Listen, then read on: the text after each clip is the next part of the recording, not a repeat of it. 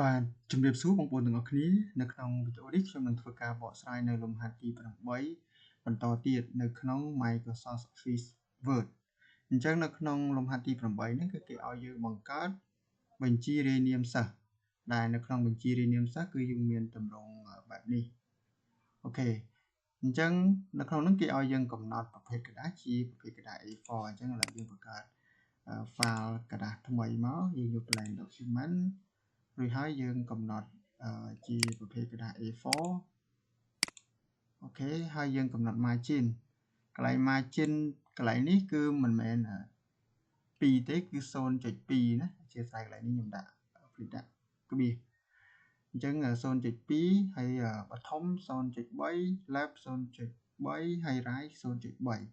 អញ្ចឹងយើងចូលទៅកំណត់អញ្ចឹងយើងយក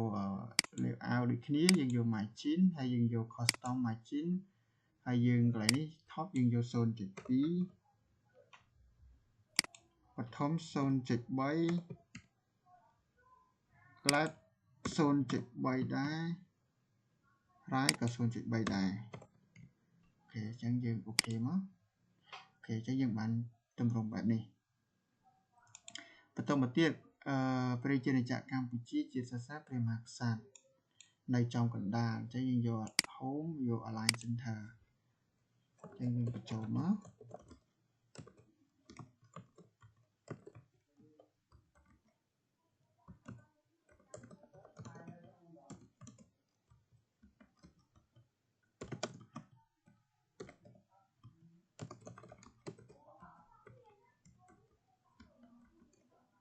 ព្រះមហាក្សត្រអញ្ចឹងកន្លែងនេះយើងប្រើ font ខ្មែរ OS Mulai ហើយទំហំយើងយក14ហើយកន្លែងនេះយើង remove space ចេញមកបន្ទាប់មកកន្លែងនេះគឺយើងប្រើ font តាក់តែងហើយយើងចូល insert ចូលពាក្យ symbol អ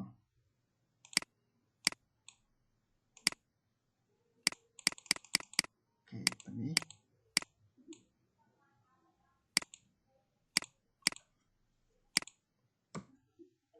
ហើយបន្តមកទៀត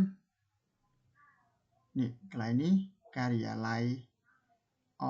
យោកនេះយើងអានេះខ្ញុំអត់សរសេរទេខ្ញុំសូមធ្វើការ copy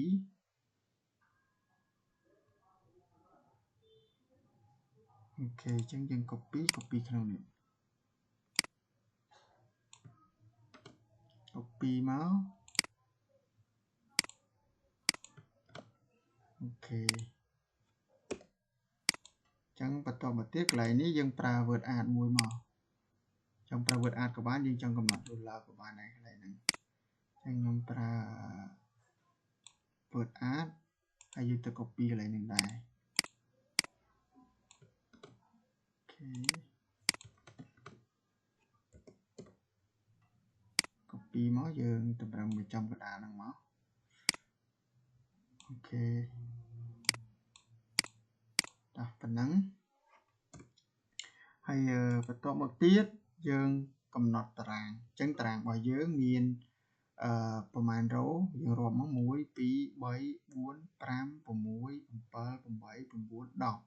ញ្ចឹងតារាងយើងមាន10រ៉ូអញ្ចឹងយើងបង្កើត10រ៉ូមកអញ្ចឹងយើងដើម្បីបង្កើតតារាងយើងចូលក្នុង insert ហើយយកពាក្យថា table ហើយយើងកំណត់កន្លែងនេះយើងអាចកំណត់ចេះក៏បានយើងអាចចូលទៅក្នុងinsert table នេះក៏បានយើងយកមកដូចជា row យើងមិនចំណេញយើង10 row 10 column យើងប្រហែលមិញយើងឥឡូវយើងដាក់10សិនមកអូខេអញ្ចឹងយើងបានតារាងរបស់យើងហើយនៅក្នុងហ្នឹងយើងមើលនៅក្នុងតារាងរបស់នេះborder របស់វាគឺវាមាន2ជាន់ហើយកណ្ដាលនេះក៏2ជាន់ដែរអញ្ចឹងយើងអាចកំណត់វាបានselect table យើងទាំងអស់នេះមកបន្ទាប់មកយើងយក table layout យើងយក table design ហើយបន្តមកទៀតយើង select យកនៅលើ border ណាមួយមកនេះយើងយកពីចឹងយកពីជាន់មកគូមកអូខេយើងគូអញ្ចឹងមក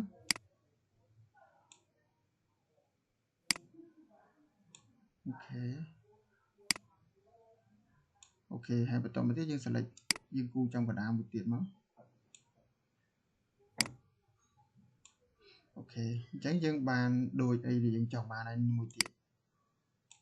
អូខេអញ្ចឹងប៉ុណ្ណឹងមកយើងដោះ border វិញហើយយើងបញ្ចូលទិន្នន័យមកអញ្ចឹងកន្លែងនេះកន្លែងបញ្ចូលទិន្នន័យនេះខ្ញុំអត់បញ្ចូលទេខ្ញុំសូមធ្វើការ copy ចូលវាលឿនជាងណាអូខេអញ្ចឹងប៉ុណ្្នេះមកហើយយើងសេរីវាឲ្យ fit ជាមួយនឹងហើយយើងបានប៉ុណ្ណឹងហើយឡើងនេះយើងបញ្ចូលលេខរៀងមក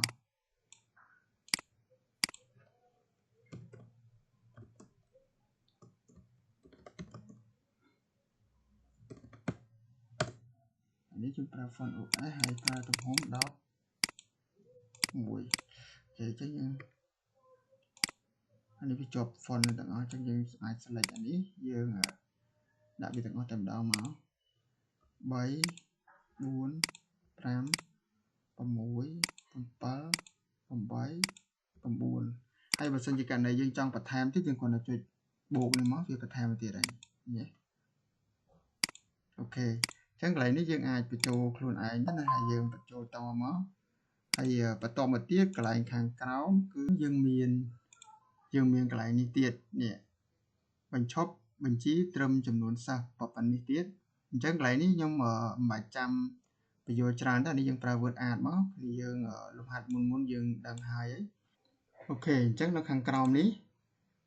យើងប្រើ Word Art មកដូចដែលយើងប្រើលំហាត់មុនអញ្ចឹងកន្លែងនេះខ្ញុំសូមអត់បង្ហាញទៀតទេកុំឲ្យវីដេអូរបស់យើងវែងពេក